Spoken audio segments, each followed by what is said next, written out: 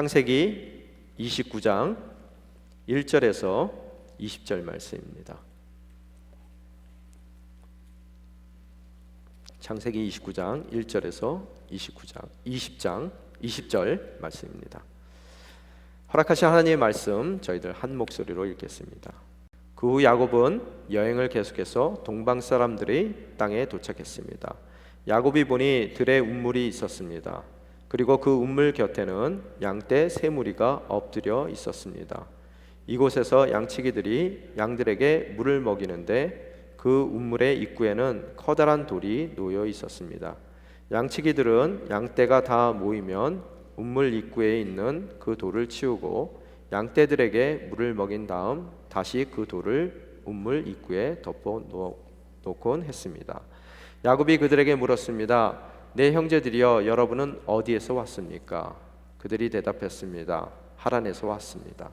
야곱이 그들에게 말했습니다. 그러면 나홀의 손자 라반을 아십니까? 그들이 대답했습니다. 네, 압니다. 그러자 야곱이 다시 물었습니다. 그분이 잘 계십니까? 그들이 대답했습니다. 예, 그렇습니다. 저기 라반의 딸 라헬이 양을 몰고 오는군요. 야곱이 말했습니다. 그런데 아직 한낮이라 짐승들을 드릴 때가 아니지 않습니까? 양들에게 물을 먹이고 가서 풀을 뜯게 하시죠. 그들이 대답했습니다. 우리는 그렇게 할 수 없습니다. 양떼가 다 모이고 운물 입구에서 돌을 치울 때까지 우리는 양들에게 물을 먹일 수 없습니다. 야곱이 아직 그들과 말하고 있을 때 라헬이 자기 아버지의 양들을 몰고 왔습니다. 라헬도 양치기였습니다. 야곱이 자기 어머니의 오빠 라반의 딸 라헬을 보고 또 자기 어머니의 오빠 라반의 양들을 보자마자 운물로 나아가서 운물 입구에서 돌을 치우고 자기 어머니의 오빠 라반의 양들에게 물을 먹였습니다. 야곱은 라헬에게 입을 맞추고 소리 높여 울었습니다. 야곱은 자기가 라헬의 아버지의 친척이며 자신은 리브가의 아들임을 밝혔습니다. 그러자 라헬이 달려가 아버지에게 이 사실을 알렸습니다. 라반은 자기 여동생의 아들 야곱의 소식을 듣자 달려나와 야곱을 맞이했습니다. 라반은 야곱을 껴안고 입을 맞추고는 자기 집으로 데려갔습니다. 야곱은 그동안의 일을 모두 다 라반에게 말했습니다. 라반이 그에게 말했습니다. 정말로 너는 내 혈육이로구나. 야곱이 라반에게 집에서 그와 함께 한 달 동안 머물렀습니다. 그때 라반이 야곱에게 말했습니다. 내가 비록 내 친척이기는 해도 삭없이 일하여야 되겠느냐? 내가 어떤 보수를 원하든지 말해보아라. 라반에게는 두 딸이 있었습니다. 큰 딸의 이름은 레아였고 작은 딸의 이름은 라헬이었습니다. 레아는 시력이 약했고 라헬은 외모가 아름답고 얼굴이 예뻤습니다. 야곱은 라헬을 사랑했습니다. 야곱이 말했습니다. 작은 딸 라헬을 주시오. 제가 외삼촌을 위해 7년을 일하겠습니다. 라반이 말했습니다. 내가 그 아이를 다른 사람에게 주는 것보다 내게 주는 게 낫겠다. 여기서 나와 함께 지내도록 하자. 야곱은 라헬을 위해 7년을 일했습니다. 그렇지만 야곱이 그녀를 사랑했으므로 그 7년은 단지 며칠처럼 느껴졌습니다. 아멘.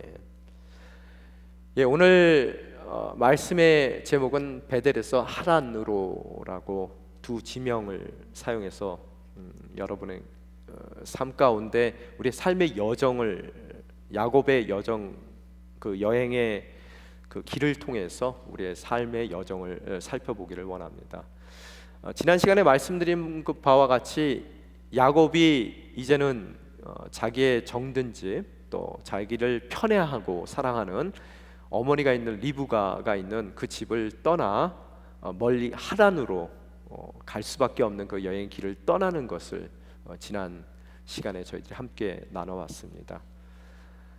야곱이 사랑하는 엄마의 곁, 또 그 자기가 평생 태어나서 자라왔던 브엘세바를 떠나서 그 먼 곳, 자기가 익숙치 않은, 또 처음 가보는, 한 번도 가보지 못한 그 하란으로 가는 그 여행의 이유는 크게 두 가지가 있습니다. 첫 번째 이유가 도피를 하는 것이죠.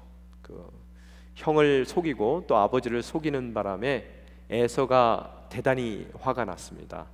그래서 에서는 그 야곱을 죽이기로 결심까지 하게 되더라는 거예요.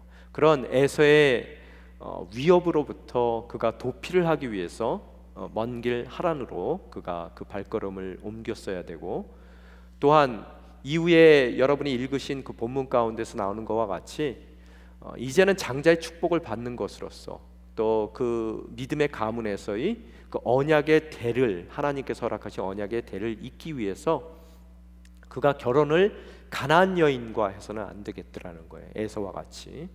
그래서 에서가 헷 여자들과 결혼을 하는 바람에 이 약속을 해주신 그 자리에서 16절에 보면은 야곱이 잠에서 깨어나 말했습니다. 뭐라고요? 참으로 이곳은 여호와께서 계신 곳인데 내가 몰랐구나. 이게 우리의 고백이란 말이에요. 정말로 내몰리는 삶 가운데서 더 이상 오갈 곳이 없고 뭐 어떠한 소망도 희망도 가질 수 없는 그런 베델에서의 밤에 나 홀로 남겨졌다라고 생각하지만, 여러분이 꼭 아셔야 될 것은 여러분은 혼자가 아닙니다. 누가 함께 계셔요? 하나님께서 여러분과 함께 계시더라는 거예요. 그거를 우리가 몰랐더라는 거예요. 예수님을 만나 보니까, 그 절망의 상황 가운데서 예수님을 만나 보니까 그 하나님께서 나와 늘 함께 계시고, 그 하나님께서 내가 정말로 불안해하고 두려워하는 미래가 안 보이는 나의 인생의 여정에 함께 해주시며 나를 인도해 주시는 하나님이고, 눈동자처럼 지켜주시는 하나님이고, 또 그 하나님께서 내가 잃어버린 모든 것을 회복시켜 주고야 마시는 바로 그 언약의 하나님이라는 것을 내가 생생하게 그 사다리인 예수 그리스도를 통해서 다시 한번 하나님의 음성을 듣게 되는 것이고, 그 절망의 자리에서 소망을 품고 또 그 두려움의 자리에서 담대함을 갖고 쓰러진 그 자리에서 다시 한번 일어날 수 있는 놀라운 그 회복의 역사를 하나님께서 우리의 베델의 밤에서도 허락하시더라는 거예요. 그죠? 오늘 여러분이 서 있는 바로 그 자리가 나 혼자 있는 자리라 하더라도 여러분 또한 예수 그리스도 통한 고백이 있어야 됩니다. 참으로 이것은 여호와께서 계신 곳인데 내가 몰랐구나. 내가 몰랐을 뿐이라는 거예요. 하나님은 늘 여러분과 함께 하십니다. 그리고 나서 이 베델의 밤을 보낸 그가 베델에서 하란으로 떠나는 장면이 오늘 읽으신 여러분 29장 1절의 모습이라는 거예요. 29장 1절 저희들이 다시 한번 읽겠습니다. 시작. 그 후 야곱은 여행을 계속해서 동방 사람들의 땅에 도착했습니다. 여행을 계속했다는 거예요. 동일한 여정 가운데 있는 겁니다. 그렇지만 여러분이 그 여정에 브엘세바에서 베델까지의 여정, 여기서도 떠났고 여기에 도착했어요. 또한 하나님의 함께 하심을 경험했던 그가 베델에서 다시 출발을 해서 이제 하란에 도착하는 그 여정이 있다는 거예요. 같은 여정이지만 베델을 중심으로 그 여정이 둘로 나눠지는 모습을 바라볼 수 있습니다. 같은 여정이었지만 처음에는 두려움 가운데서 그가 불안 가운데서 너무나 무거운 발걸음 가운데 아무런 소망 없이 낙심 없이 절망 가운데서 베델까지 향했다라면, 이제 베델에서 하나님을 만난 그의 삶이 다시 그 여정 가운데 그 여정을 계속하기 위해서 출발하는 베델에서의 출발 가운데서 오늘 성경은 여행을 계속했다라고만 우리말 성경에는 표현되어 있지만, 이 원어 성경을 봤을 때는 그 원어의 단어 뜻 자체가 뭐냐면 그 발을 들어 올리다라고 표현되어 있어요. 말 그대로 하면요, 문자 그대로. 이 얘기가 뭐냐 하면은 이제는 소망 가운데서 희망에 부풀어서 꿈에 부풀어서 그 발걸음이 가볍게 옮겨졌다라고 써 있는 거예요. 이 여행을 계속하다라는 단어 자체가. 이해가 되십니까? 똑같은 동일한 여정 가운데 있고 동일한 방향을 향해 우리 인생을 가고 있는데, 진정 아브라함의 하나님은 알고 이삭의 하나님은 알지만 그 하나님께서 할아버지의 하나님이었을 뿐이고 또 아버지의 하나님이었을 뿐이었던 그 하나님에 대한 인격적인 만남이 없는 상태에서는 같은 여행을 하더라도 불안하고 또 두렵고 떨리고 앞이 캄캄하고 막막하고 그렇기 때문에 정말로 절망할 수밖에 없고 홀로 남겨졌다라고 생각했던 그의 정말로 엄청난 그 낙심의 여행길이 베델을 통해서 다시 시작했을 때 똑같은 길을 향해 가고 있는데도 불구하고 그의 삶의 태도가 완전히 바뀌었더라는 거예요. 그 여정을 바라보는 그의 눈이 바뀌었다는 것을 여러분이 오늘 성경 말씀을 통해서 바라보실 수 있어야 되더라는 거예요. 이해가 되십니까? 똑같은 떠남입니다. 똑같은 방향을 향해서 똑같은 여정을 가고 있음에도 불구하고 단 하룻밤 사이에 너무나 많은 것이 변화되어 있는 그 삶을 여러분이 바라볼 수 있게 되더라는 거예요. 아직도 막막합니다. 어디가 하란인지 몰라요. 아직도 그 하란 가운데 라반이 살고 있는지도 모르고요.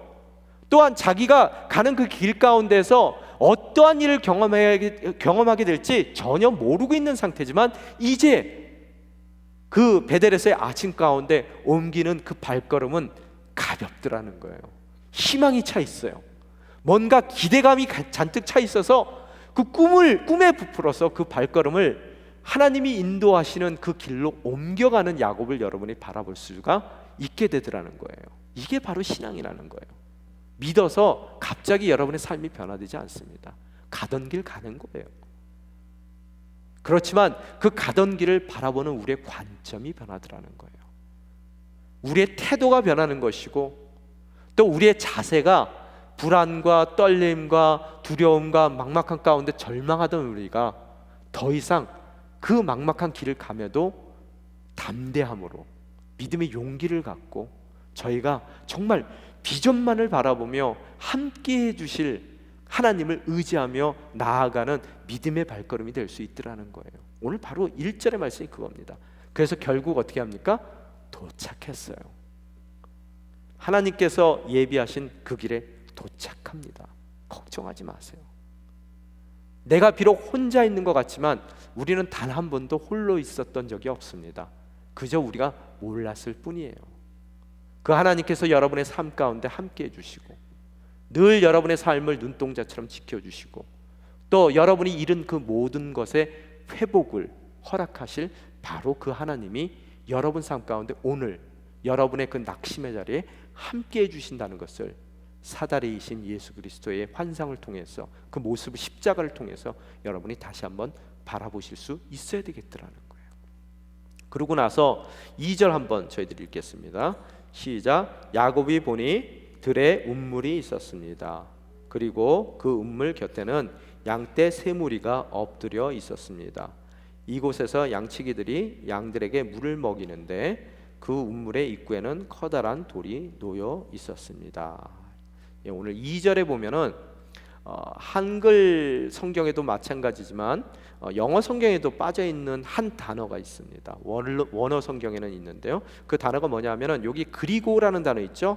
두 번째 센텐스에 그리고와 그 운물 곁에 양떼 세 무리가 엎드려 있었습니다. 그 운물 곁에라는 그 단어 사이에 behold라는 단어가 빠져 있어요. 힘내, 보라, 감탄사가 빠져 있단 말이에요. 그걸 갖다 왜 해석을 안 했는지 모르겠어요. 이 엄청난 일이거든요. 이게 뭐냐 하면은 야곱이 깜짝 놀랬다는 거예요. 감탄을 했다는 거예요. 근데 오늘 성경을 보면 뭐에 감탄했어요? 그러면요, 양떼 세 무리에 감탄했다라고 써 있어요. 과연 이게 무슨 뜻일까? 왜 길을 가다가 우물가를 발견하게 되고 우물가 옆에 있었던 양떼 세 무리가 양떼가 세 무리로 나눠 있는 것을 보고 그가 감탄사를 쏟아냈을까? 여러분이 그것을 이해하셔야 돼요. 이 2절에서는 이게 뭐냐 하면은 이제는 막막한 길이지만 미래가 어떻게 될지 모르지만 하나님께서 언약해 주시고 붙들어 주신다는 약속을 붙들고 믿음 가운데 담대하게 그 발걸음을 옮겨가는데 어떻다고요? 마침내 한 달여간에 남은 거리가 한 700km 정도 남았을 겁니다. 베델에서 하란까지는 한 달여의 긴 여정 가운데 그가 고개를 들어보니 뭐가 있다고요? 운물이 있었어요. 마침 운물이 있었어요. 오케이? 그런데 그 운물 곁에 보라, 세 무리의 양떼가 있었다. 오, 놀라운 일이 벌어졌습니다. 야, 너무나 멋진 일이 벌어졌습니다. 감탄할 수 있는 이유가 뭐냐 하면 세 무리의 양떼가 있다는 것은 최소한 3명의 목동이 있다는 얘기예요. 자, 이해됐어요? 지금까지? 자, 이 얘기가 무슨 얘기냐면 세 사람의 목동을 만날 수 있는 계기를 하나님께서 마련해 주셨다는 것을 그가 놀라더라는 거예요. 그 당시에 길을 찾을 수 있는 유일한 방법은 초행길에서 물어가며 가는 거예요. 내가 제대로 왔는지. 분명히 리브가 엄마의 이야기에 의하면은 계속 이 길로 가면 한 달여 정도 지나가면은 내가 하란에 도착할 수 있다고 말했는데 하나님께서 또 그 길을 인도하신다는 것에 대한 내가 충분한 믿음 가운데 서 있기에 흔들리지는 않지만 이쯤 되면 하란이 나와야 되는데 사방을 둘러봐도 광야밖에 안 보이는 거예요. 그러다가 지나가다 보니까 우연하게 눈앞에 마침 운물이 하나 있는 거예요. 그런데 그 운물에 3사람이 있다는 거예요. 3사람. 한 사람도 아니고요. 물어볼 때 우리가 모르는 길을 사람에게 물어봐서 찾아갈 때 한 사람이라면 그 사람이 잘못된 정보를 가르쳐다 줄 수도 있습니다. 또 그 사람이 모를 수도 있어요. 어디로 가야 될지. 그런데 한 명이 있어도 감사할 일인데 하나님께서 그의 여정 가운데 그에게 길을 알려줄 수 있는 3사람을 한꺼번에 만나게 해주셨다는 거예요. 특별히 이 얘기가 뭐냐 하면은 이 운물은 지금 오늘 성경에 보면은 큰 돌멩이 뚜껑이 닫혀 있는 그런 운물이라고 했습니다. 그 이전에 엘리에셀이 하란에 갔을 때 리브가를 만났었던 운물도 있어요. 그 운물과는 다른 운물입니다. 그 운물은 사람이 먹기도 하고 낙타물도 먹이고 빨래도 하는 그런 운물이었지만 바로 오늘 여기에 등장하는 운물은 이렇게 계단을 내려가는 운물도 아니고 뭔가 우리가 생각하는 테두리가 있는 운물도 아니고요. 그냥 평지에 나오는 운물이에요. 그래서 거기를 뚜껑을 덮어놓는다는 얘기가 무슨 얘기냐면 3가지 이유가 있습니다. 보통 그래서 평지에 있는 운물들은 양떼들에게 물을 먹이기가 참 좋아요. 왜? 높은 곳을 올라갈 필요도 없고 기를 필요도 없이 양들이 직접 그 운물에서 물을 먹을 수가 있는 그런 운물이라는 거예요. 그렇기 때문에 뚜껑을 덮어놓는다는 이유는 지평선하고 수평으로 되어 있기 때문에 많은 모래들과 먼지들이 들어갈 수 있어요. 첫째, 그래서 뚜껑을 덮어놓고요. 두 번째 이유는 뭐냐면은 물이 귀한 곳이라 보통 그런 운물들은 공동 소유 운물입니다. 그 마을 사람들의. 그런데 다른 사람들이 와서 그 운물을 도둑질을 해 갈 수가 있단 말이에요. 그래서 그들의 그 운물을 보호하기 위해서 아주 무거운 여러 사람이 들어야 될 뚜껑을 덮어놓는 거예요. 돌뚜껑을. 또 3번째로는 이게 평지에 있다 보니까 걸어가다가 사람이 빠질 수도 있고 또 짐승들이 가다가 또 짐승들이 거기에 빠져서 죽을 수 있단 말이에요. 그런 사고를 예비하기 위해서 사람이 밟아도 짐승이 밟아도 끄떡없는 그런 돌멩이를 위에다가 올려놓더라는 거예요. 이 얘기는 뒤집어서 얘기하면 무슨 얘기냐 하면은 도둑을 맞을 수 없을 정도의 큰 돌멩이를 갖다 놨기 때문에 그 돌을 움직이기 위해서는 한 사람의 힘으로는 안 움직여집니다. 그래서 동네에서 공동으로 소유한 목자들이 시간을 정해요. 그래서 그 시간에 그들이 한꺼번에 모여서 그들이 힘을 합쳐서 그 뚜껑을 옮겨놓고 물을 먹이고 어떻게 한다고요? 또 뚜껑을 덮어놓는 식의 운물이라는 거예요. 자, 그러면은 그게 뭘 놀랄 겁니까? 광야에서 운물을 만난 것도 놀랄 일이지만 그 목자들이 정확하게 시간을 정해놓고 만나는 바로 그 시간에 그 운물에 도착한 것도 그에게는 어떻다고요? 놀랄 일이라는 거예요. 여러분, 엘리에셀의 사건 가운데서도 그가 가면서 마침 기도가 끝났더니 어디에 도착하고 있어요? 운물에 도착했고 기도하자마자 눈을 떠보니까 그 주인의 아들의 아내를 내가 알아볼 수 있게 해주십시오 기도하고 나서 눈 떠보니까 누가 첫사람으로 나와요? 리브가가 나오더라는 거예요. 그죠? 그렇듯 이 야곱이라는 한 사람 가운데서 막막한 그의 인생의 여정을 가고 있는데도 불구하고 그가 경험했던 하나님께서 진정 자기의 삶을 인도하시고 또 하나님께서 그의 삶을 지켜주신다는 그 마음이, 그 믿음이 있는 상태에서 갔더니 광야에서 운물을 만나고 나중에 운물을 알고 보니까 하란 바로 근처에 있는 운물이에요. 또한 거기서 운물에서 자기가 도착한 그 시간이 많은 시간 가운데에서 하필이면 그 목자들이 서로 약속해서 모여서 함께 뚜껑을 열어서 물을 먹이는 사람들이 모이는 시간이었고, 그래서 그들을 만나 그들에게 자기가 가고 있는 길이 옳은지 물을 수 있는 그런 은혜를 하나님께서 허락하셨다는 거예요. 지금 제 설명이 이해가 되십니까? 여러분, 인생 살다 보면은 어때요?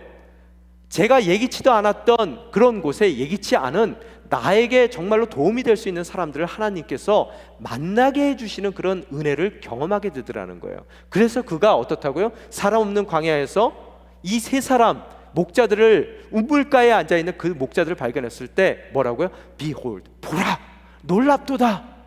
하나님께서 이 시간까지 나와 동행하여 주시고 나보다 한 발 앞서 가셔서 내가 만나야 될 바로 그 사람들을 예비해 주셨구나라는 그런 신앙의 감탄이 오늘 이 2절 가운데서 나오게 되더라는 거예요. 여러분도 이렇듯 정말로 믿음의 눈으로 봤을 때는 어떻다고요? 이게 필연적인 하나님의 섭리이지만 정말로 제대로 된 바로 그 장소에서 제대로 된 그 시간 비껴나가기만 했다면 어떻다고요? 너무 시간을 늦게 오든지 빠르게 오면은 그 목자들이 모이는 그 시간까지 그가 헤맬 수밖에 없는 상황 가운데 있지만, 바로 그가 도착한 바로 그 시간이 목자들이 모이는 바로 그 시간이라는 거, 하나님의 섭리가 거기에 숨겨 있다는 것을 여러분이 바라볼 수가 있게 되더라는 거예요. 그래서 3절 한번 읽겠습니다. 시작. 양치기들은 양떼가 다 모이면 우물 입구에 있는 그 돌을 치우고 양떼들에게 물을 먹인 다음 다시 그 돌을 우물 입구에 덮어 놓곤 했습니다. 이해가 되시죠? 바로 그 얘기라는 거예요. 그래서 그들을 만난 것이 놀랐어요. 근데 4절에 보니까, 4절 한번 읽겠습니다. 야곱이 그들에게 물었습니다. 내 형제들이여, 여러분은 어디에서 왔습니까? 여기까지요. 그러고 나서 야곱이 그들에게 다가갑니다. 여러분, 고대 시대에는 치안 자체가 지금과 같이 많이 다릅니다. 만약에 낯선 사람이 가까이 다가오게 되면 여러분 어떻게 됩니까? 경찰 같은 게 없는 시대예요. 경계할 수밖에 없단 말이에요. 잘못하면 죽임을 당할 수도 있어요. 접근 잘못했다가. 물론 엘리에셀 같이 낙타 10마리에 귀중한 물건들을 싣고 겉으로 보기에도 뭔가 정말 기름이 잘잘 흐르는 그런 모습으로 간다면 그 사람들이 경계 안 할 거예요. 왜? 그런 모습으로 강도짓을 하겠습니까? 근데 지금 이 야곱의 겉모습은 어떨 것 같으세요? 한 달 동안 혼자 도망자로서 여행을 했던 사람입니다. 자기가 자칫해서 잘못 간다면 그들에게 어려움을 당할 수도 있는 처지예요. 그런데 이렇듯 늘 겁이 많았던 야곱이 담대하게 그들에게 걸어가더라는 거예요. 왜 그럴까요? 베델 전에는 상상치 못했던 일일 겁니다. 베델 이후에는 그가 가는 곳마다 하나님께서 그를 눈동자처럼 지켜주신다는 것에 대한 믿음이 있기 때문에 담대히 예비된 사람들이라는 것을 깨닫고 그들에게 접근하는 모습을 바라볼 수가 있어요. 또한 한 가지 여러분이 아셔야 될 게, 거리가 먼 거리입니다. 언어권이 달라요. 물론 어머니 리브가한테 2세입니다. 2세, 이민자 2세예요. 그래서 브엘세바에서 태어나서 히브리 말 언어권에서 살았겠지만 엄마를 통해서 엄마의 모국어를 어느 정도 습득은 했을 수 있어요. 그런데 여러분, 만약의 경우 여러분이 지나가시다가 길을 잃었어요. 그런데 가다 보니까 이제 중국 사람들 이렇게 보이면 중국 사람들한테는 물어보기가 좀 덜 부담스럽단 말이에요. 근데 여러분, 백인들이 잔뜩 모여있는데 가서 여러분이 Excuse me 하고 여러분이 물어본다는 그 배짱이 얼마나 큰 배짱이라는 거 여러분이 혹시 조금이라도 느낄 수 있지 않겠는가? 소심하고 또 어떻게 보면 겁이 많은 야곱이 이들에게 다가갔을 때의 그 모습을 보게 되면은 베델 이전과 베델 이후에 이미 그가 변화되었다는 모습을 우리들이 발견하게 되더라는 거예요. 캐나다 생활하시면서 영어 안 된다고 주저하지 마세요. 하나님께서 여러분과 함께 해주시고 또 여러분의 길을 눈동자처럼 지켜주시고 또 여러분에게 약속한 그 모든 것이 회복되도록 인도하시는 하나님이에요. 여러분이 만나는 그 사람들은 하나님께서 예비하신 바로 그 사람들입니다. 담대히 그들에게 걸어가세요. 하나님께서 여러분에게 소통할 수 있는 은혜 또한 덧입혀 주실 것을 여러분이 믿음 가운데 선포하며 나가시라는 거예요. 주눅 드시지 말라는 거예요. 오늘 그가 당당한 모습으로 그들에게 가서 묻습니다. 어디서 왔습니까? 4절에 보니까 뭐라고 써 있어요? 그들이 대답했습니다. 어디서 왔다고요? 하란에서 왔습니다. 뭐 이런 우연이 다 있습니까? 막막한 광야에서 우물가를 발견하게 되고 마침 그 시간에 이 동네에 있는 목자들이 약속을 해서 우물가에 모이는 그 시간이었고, 또 그들을 향해 나아가서 어디서 왔느냐라고 물어봤더니 나는 하란에 대한 정보를 알기 위해서 그들에게 갔더니 그들이 어디서 왔다고요? 바로 그 하란에서 온 사람들이라는 거예요. 그래 놓고 5절 말씀 한번 읽겠습니다. 시작. 야곱이 그들에게 말했습니다. 그러면 나홀의 손자 라반을 아십니까? 여기까지요.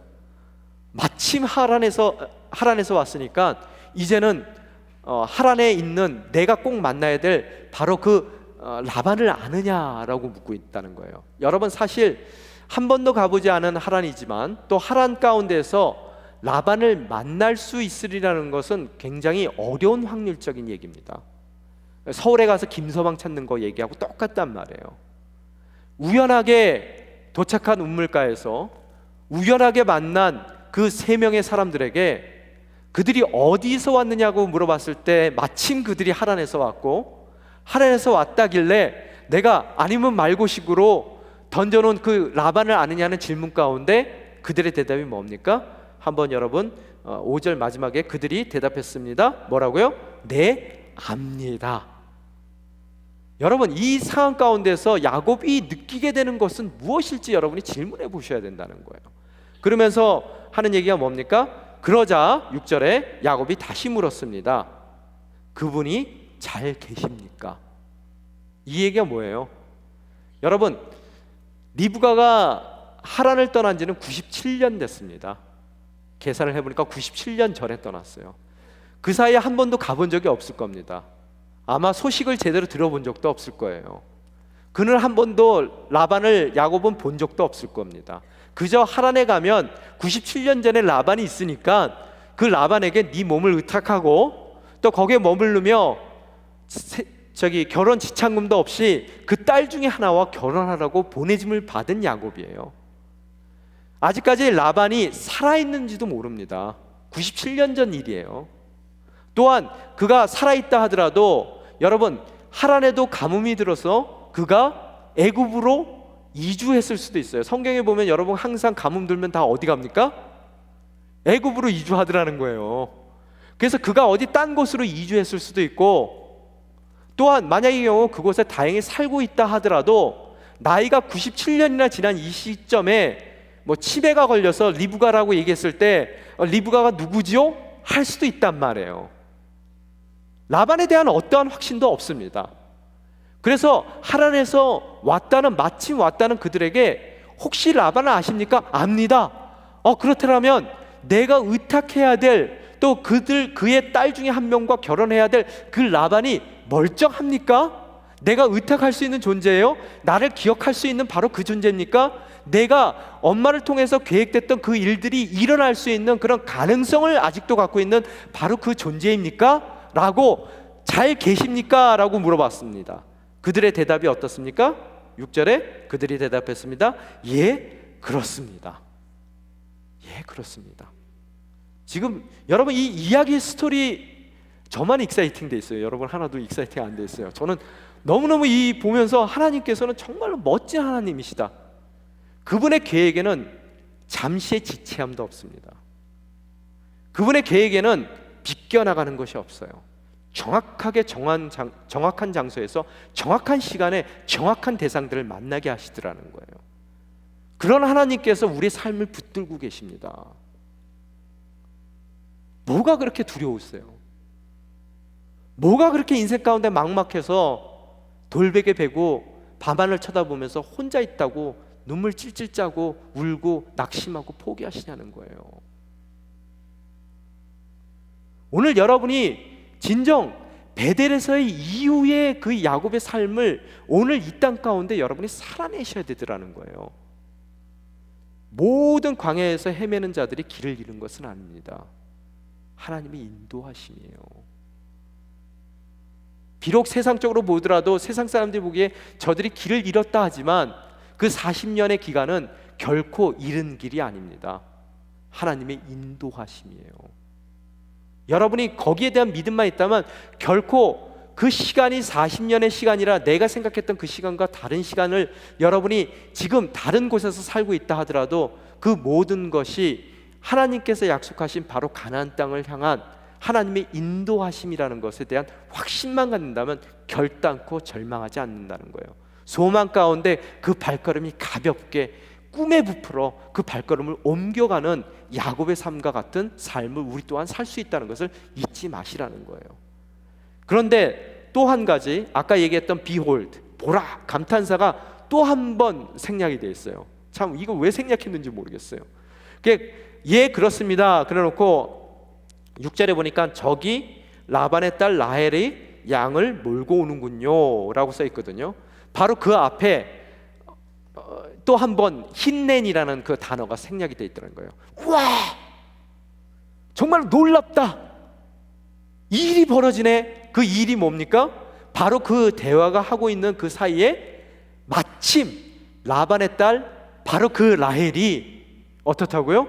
이 우물가에 양들을 먹이기 위해서 오더라는 거예요. 여러분, 이 얼마나 놀랄 만한 일입니까? 여러분의 믿음의 눈으로, 믿음의 안경을 끼고 여러분 삶 가운데 여러분의 삶을 다시 한번 돌이켜 봤을 때 어떻다고요? 너무나 놀랄 만한 많은 일들이 우리 인생 가운데 벌어지고 있더라는 거예요. 근데 문제는 뭐냐 하면 사닥다리를 보지 못했으니 음성을 듣지 못했고, 음성을 듣지 못했으니까 늘 하나님께서도 우리 삶 가운데 함께 그 여정을 함께 해주심에도 불구하고 몰랐구나, 여기가 하나님의 집인데도 내가 몰랐구나, 하나님께서 나와 동행해 주시는데도 내가 몰랐구나, 그 모르는 삶을 살기 때문에 그 자리가 낙심의 자리가 되어 버리더라는 거예요. 믿음의 안경을 끼게 되니까 어떻다고요? 모든 것이 놀랄만한 일, 하나님께서 예비하신 바로 그 일들이 나에게 감탄사가 정말 넘치도록 내 인생 가운데 하나님께서 부어주시고 허락하시는 놀라운 일들이 내 앞에 있더라는 거예요. 얼마나 더 발걸음이 가벼워지고 더 꿈에 찬 정말로 기대감으로 그 발걸음을 옮겨가겠느냐는 거예요. 세상에는 똑같은 길을 가더라도 두려움 가운데 정말로 불안한 마음으로 노심초사하며 초조한 마음으로 그 발걸음을 옮겨가다 낙심하는 사람도 있고요, 똑같은 길을 계속해서 그 여정을 걸어가는데 어떤 사람은 앞이 안 보이는 그런 상황 가운데 똑같은 길을 가지만 어떻다고요?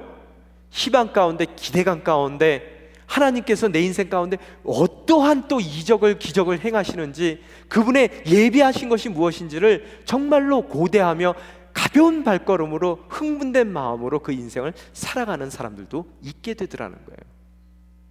오늘 바로 여러분의 그 자리가, 베델에서 자리가 그런 변화의 자리, 태도의 전환의 자리가 돼야 되겠더라는 거예요.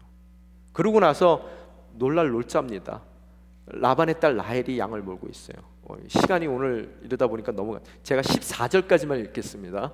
여러분, 목사님 언제까지 20절까지 갈 거 걱정하지 마세요. 14절까지만 가겠습니다. 예. 그러고 나서 야곱이 말했어요.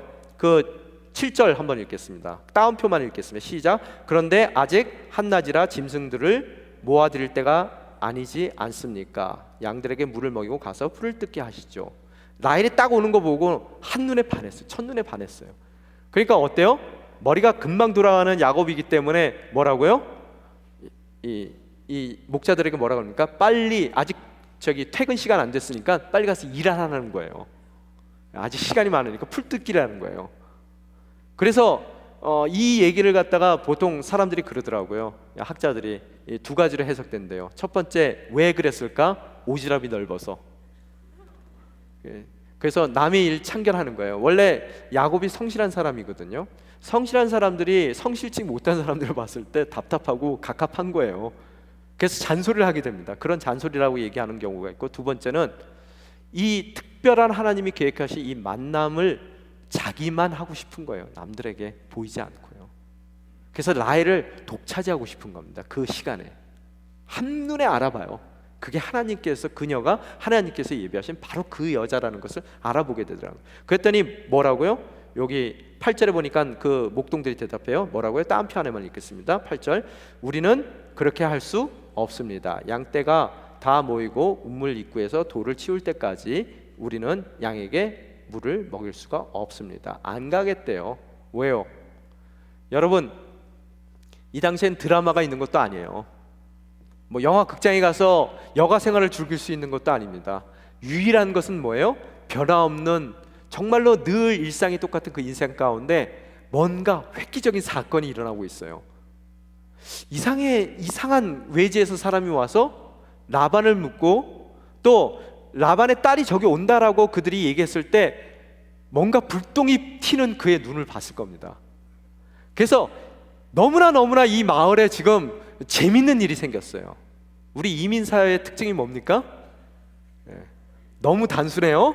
그래서 무슨 일이 하나 있으면 본인만 몰라요. 다 알아요. 그죠? 거기에 뭐 이야기가 더딥혀지고, 제가 이민 생활하면서 한 가지 제가 삶 가운데서 터득한 게 뭐냐면요, 들리는 얘기가 그 얘기가 정말로 일어난 얘기가 아닐 경우가 많아요. 그만큼 우리의 관심을 가질 만한 그런 이야기거리가 필요한 삶을 살고 있더라는 거예요. 이 사람들 안 갑니다. 왜요? 재미난 볼거리가 생겼어요. 절대 안 갑니다. 지켜보고 있어요. 지금 그 모습을 8절에서 보고 있고요. 그 다음에 9절 한번 저희들이 읽겠습니다. 시작. 야곱이 아직 그들과 말하고 있을 때 라헬이 자기 아버지의 양들을 몰고 왔습니다. 라헬도 양측이었습니다. 10절 읽겠습니다. 시작. 야곱이 자기 어머니의 오빠 라반의 딸 라헬을 보고 또 자기 어머니의 오빠 라반의 양들을 보자마자 운물로 나아가서 운물 입구에서 돌을 치우고 자기 어머니의 오빠 라반의 양들에게 물을 먹였습니다. 여러분, 누가 돌을 쳤다고요? 이게 보통 보면 우리 남편은 왜 저러는지 몰라. 사랑하게끔 만드세요. 모든 일을 다 할 수 있습니다. 세목의 몫을 할 수 있는 것이 남자의 모습입니다. 문제는 뭐냐면 일을 못하고 안 하는 게 아니라요, 사랑이 없는 거예요. 사랑하게끔 만들면은 세 사람의 몫을 할 수 있다는 거예요. 최소한 우리가 하나님 일을 할 때도 능력이 없어서 일을 못하는 게 아니라요, 하나님에 대한 사랑이 없기 때문에 일을 못하는 거예요. 하나님에 대한 온전한 사랑만 있다면 우리가 상상치도 못했던 능력이 우리 삶 가운데 나오더라는 거예요. 라헬을 첫눈에 알아보고 사랑에 빠진 그는 서너 명이 옮겨야 되는 그 커다란 돌을 혼자 옮깁니다. 이게 사랑의 힘이라는 거예요. 그래서 엄마들이 힘이 세죠. 바로 그 모습이라는 거예요. 그러고 나서 물을 먹인다는 거예요. 그러고 나서 뭐라고 써 있습니까? 오늘 10절에 보면 뭐라고 써 있어요? 야곱은 라헬에게 입을 맞추고 소리 높여 울었습니다. 여기에 보면은 셈족들하고요, 한국 사람들의 특징이 있어요. 특징 두 가지가 뭐냐면요, 기쁠 때도 슬플 때도 울지만 기쁠 때도 울어요. 그리고 특징이 뭐냐면 그 울 때 조용히 안 울어요. 엉엉대고 울어요. 그래서 이 사람이 지금 엉엉대고 우는 거예요. 무슨 이 울음의 뜻이 뭔지 아십니까, 여러분? 하나님의 인도하심이 너무 감격스럽게 다가오는 거예요.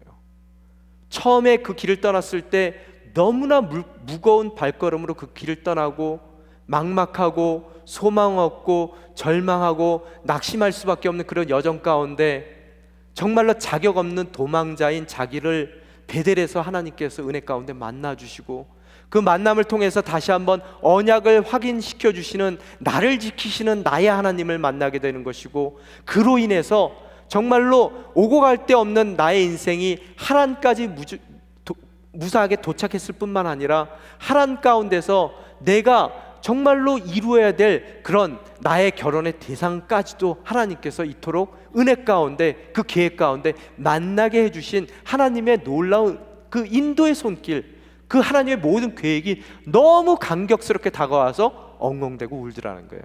여러분 인생 가운데 이렇듯 정말로 엉엉대는 그 큰 소리 내어 우는 감격의 눈물이 있기를 주님의 이름으로 축원합니다.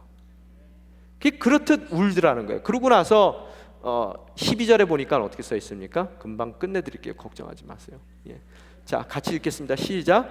야곱은 자기가 라헬의 아버지 친척이며 자신은 리브가의 아들임을 밝혔습니다. 그러자 라헬이 달려가 아버지에게 이 사실을 알렸습니다. 달려가는 라헬의 모습 얼마나 아름답겠어요. 라헬이라는 그 이름 뜻 자체가 암사슴이라는 뜻입니다. 여러분, 암사슴이 서 있어도 예쁘겠지만 달리는 그 모습을 바라본다면 정말로 정말로 예쁠 거예요. 정말 저 여자가 바로 하나님이 나에게 허락해 주신 바로 그 파트너구나 깨달았을 거예요. 그러고 나서 13절에 보니까 한번 읽겠습니다. 시작. 라반은 자기 여동생의 아들 야곱의 소식을 듣자 달려나와 야곱을 맞이했습니다.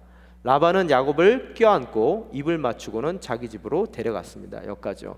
여기 입을 맞추고 라반이 그 얘기를 듣자마자 쫓아나와가지고 우물가에 쫓아나와가지고 야곱을 끌어안고 라반이 그 다음에 막 입맞춤을 하는데, 그 입맞춤을 한다는 그 단어가 문법적으로 보면은 이게 능동 분사형이라는 그런 히브리 문법을 사용하고 있는데요. 그 문법의 특징이 뭐냐면은 계속해서 반복해서 그 일을 행한다는 거예요. 그래서 한 번만 뽀뽀한 게 아니라 쪽쪽쪽쪽쪽쪽 지금 빨고 있는 거예요. 야곱을요. 반가워서 이렇게 뽀뽀했겠어요? 계속해서? 여러분, 라반이라는 사람은 어떤 사람입니까? 앞으로 우리들이 계속 공부해 나가겠지만 굉장한 사람이에요. 야곱을 속이는 사람이란 말이에요. 그래서 유대인 랍비들이 뭐라고 얘기냐면요, 이 뽀뽀하는 것은 시간을 벌기 위함이에요. 왜요? 그 시간에 라반은 야곱의 주머니를 뒤졌다고 합니다. 여러분, 이 라반이라는 사람은 한 번의 경험이 있어요.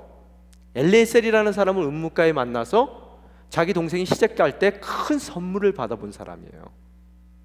이해가 됩니까? 그래서 24장 30절에 보면은요, 라반이 엘리에셀을 맞이하러 쫓아나가는 장면이 있는데 거기에 뭐라 써 있냐면요, 라반은 자기 여동생의 코골이와 팔찌를 보고 또 리브가가 그분이 내게 어떻게 말하셨습니다 라고 자기에게 말한 것을 보고 듣고 그 사람에게 간 것입니다 라고 써 있어요. 그래서 이 사람은 굉장히 물질적인 사람입니다. 코골이가 없고 팔찌가 없었으면 듣고 안 갔을 사람이라는 거예요. 그런데 오늘 이런 경험을 통해서 큰 선물을 받았던 경험이 있었던 라반이기에 자기 딸이 와서 그 비슷한 얘기를 했을 때 틀림없이 이번에도 큰 선물을 받겠구나. 낙타는 안 보여요.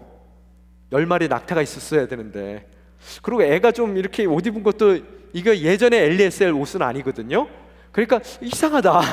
뽀뽀를 하는 거예요. 그래 보니까 뭐가 없어요. 또 한번 뽀뽀를 합니다. 뒤로 보니까 아무것도 없어요. 또 뽀뽀를 하면서 주머니에 손을 넣어서 뭐가 혹시 금덩이라도 있는가 만져봤다는 그런 이야기를 하더라는 거예요. 그러고 나서 야곱은 그동안의 모든 일들을 라반에게 다 얘기했고, 또 라반은 그에게 말했습니다. 14절, 정말로 너는 내 혈육이다. 야곱이 라반의 집에서 그와 함께 한 달 동안 머물렀습니다 라고 오늘 이야기가 끝나더라는 거예요. 자, 오늘 여러분 인생 가운데 도피할 수밖에 없는, 물론 긍정적인 이유는 있어요. 그래서 이곳에 오셨습니까? 와보니까 앞이 캄캄해요. 정말로 어디로 어떻게 나가야 될지 모르는 상황 가운데서 여러분 인생 가운데 정말로 여러분에게 나만 남겨진 것 같은 그런 정말 절망의 이 베델에서의 밤을 지금 지새고 계십니까? 여러분, 그 절망이 하나님의 소망의 시작의 첫 단추라는 거예요. 여러분 또한 야곱이 봤던 것 같이 예수 그리스도를 바라보세요. 그 예수 그리스도를 통해서 하나님께서 여러분에게 들려주신 바로 그 언약의 확증을 다시 한번 들으시라는 거예요. 내가 너와 함께 할 것이다. 내가 너를 지켜줄 것이다. 내가 너를 이 땅으로 다시 돌아오게 할 것이다. 너는 나의 자녀이다. 내가 너를 눈동자처럼 지켜줄 것이다. 아무리 막막한 그런 여러분의 인생의 여정 가운데 있다 하더라도 하나님께서 여러분의 삶을 지켜주시고 하나님께서 여러분의 삶을 인도해 주신다면 아직까지 우리에게는 소망이 있더라는 거예요. 이제 베델에서의 다음 날 정말로 발걸음이 가볍게 꿈과 소망 가운데 하나님께서 내 인생 가운데 어떠한 것을 행하실까라는 기대감 가운데서 막막하지만 또 앞은 안 보이지만 그 길을 걸어가십시오. 하나님께서는 성실히 여러분의 삶을 인도하실 것입니다. 여러분이 마침 도착한 그 자리에 운물이 있을 것이고, 그 마침 도착한 그 운물의 자리에 3명의 하란에서 온 양치기들을 만나게 될 것이고, 또 그들을 통해서 라반의 소식을 듣게 될 것이고, 때마침 놀랍게도 라헬이 그 자리에 다가오는 것을 여러분 또한 여러분 인생 가운데 발견하게 될 것이라는 거예요. 똑같은 여정입니다. 여러분의 믿음의 눈을 갖기만 한다면 절망이 소망으로 변화되는 베델 이후의 야곱과 같은 삶을 살 수 있으리라 믿습니다. 이 시간 함께 기도하며 나아가길 원합니다. 주님, 이 험난한 길, 막막한 길을 가고 있는 우리 인생 가운데 베델에서의 은혜를 허락하여 주시옵소서. 주님, 예수 그리스도를 바라볼 수 있는 저희들 되게 도와주시옵소서. 주님, 저 인생이 당신 손에 잡히기를 원합니다. 주님, 우리와 함께 하여 주시고 우리를 지켜내 주시고 우리를 가장 선한 길로 인도해 주실 당신의 손길을 저희들이 의지하며 막막한 우리 인생 가운데 다시 한번 기대감으로 우리의 발걸음을 옮겨갈 수 있게 도와주시옵소서. 그 가운데 만나야 될 모든 사람들을 정말 그 필요의 때에 만나게 해주시는 당신의 놀라운 섭리를 경험함으로써 진정 믿음 가운데 놀라는 많은 일들을 경험하는 아름다운 당신의 백성들이 될 수 있게 도와주시옵소서. 함께 기도하며 나아가시겠습니다. 아버지 하나님.